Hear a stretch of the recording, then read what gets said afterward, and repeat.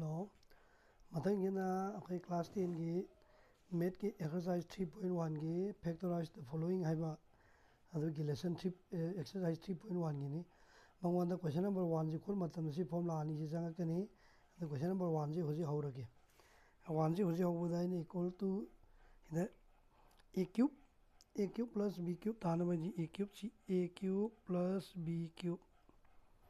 aduga matangda minus z cube se dum thambirani plus 3xyz sila a cube plus b cube ki formula de sidal som nakanda leibi paange do asi gi paan ge ta yan da kai dok tara a plus b whole square hai de ax plus y whole square so gi formula cube hai whole cube minus formula gi 3 leire a di x plus y a di x b na y ko xy adagi a plus b ena sida formula de yarjina kana ini x plus y aduga minus z cube thambirani plus 3xyz thambirani lera adagi c hek loibaga ko sin amuk a saba sin amuk b saba adisi kedore x plus y cube minus z cube aduga sigizim thambire 3xy x plus y plus 3xyz and like an a cube minus b cube with a cube minus b cube si formula ma a cube minus b cube ki formula je palane sidana ma kaidore di a minus b whole cube adi minus la ni formula gi formula gi sina bidana kanu lakadawa sidana plus lakadawa the formula gi plus the 3 lera 3 lera a b have ni a di kanano x plus y b na kana b na z x plus y a plus b have ni wa a plus b have targa di kya tare x plus y ni a ni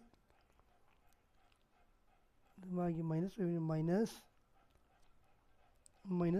na minus oiga minus z swai lerni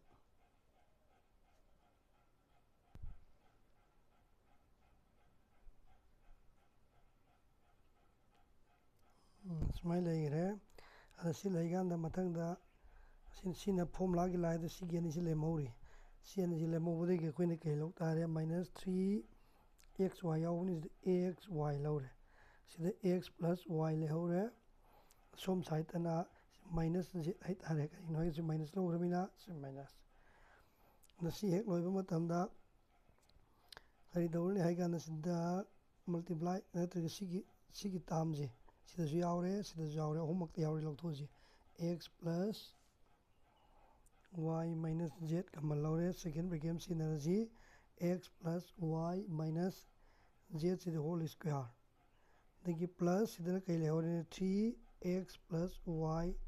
z le hore so हमने minus 3xy le hore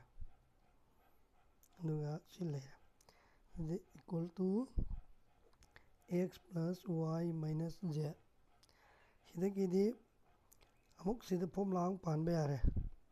kari formula sina a sarga sina b adi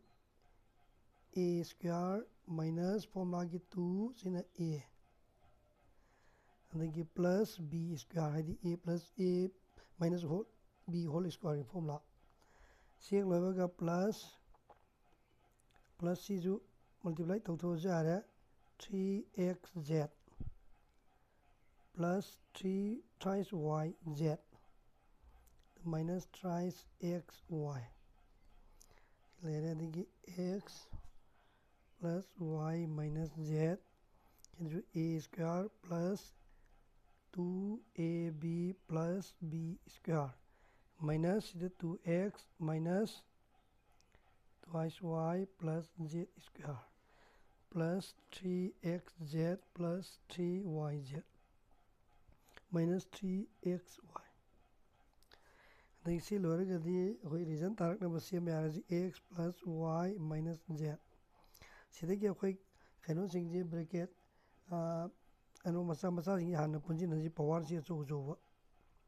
ꯑꯗꯨꯗꯤ ꯄꯋꯥꯔꯁꯤ ꯀꯌꯥ ꯂꯥꯛꯑꯅꯤ X square plus ꯋꯥꯏ square plus Z square ꯊꯝꯕꯤꯔꯦ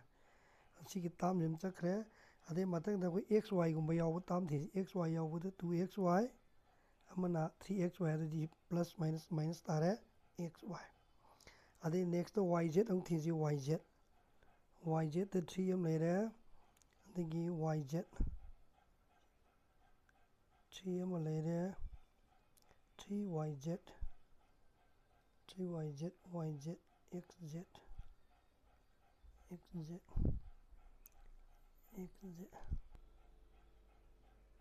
ꯁꯤꯒꯤ ꯃꯊꯛꯀꯤꯁꯤꯗ z ꯑꯃ ꯋꯥꯠꯂꯝꯃꯤ z ꯑꯃ ꯍꯥꯏꯇꯥꯔꯦ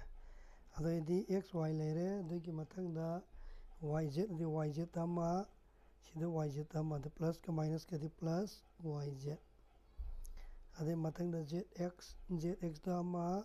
ꯁꯤꯗ zx ꯑꯃ ꯑꯗꯩ ꯄ꯭ꯂꯁ zx ꯍꯥꯏꯇꯥꯔꯦ ꯑꯗꯨꯒ ꯁꯨꯃꯥꯏꯅ ꯇꯧꯔꯒ ꯔꯤꯖꯜ ꯊꯥꯒꯗꯧꯅꯦ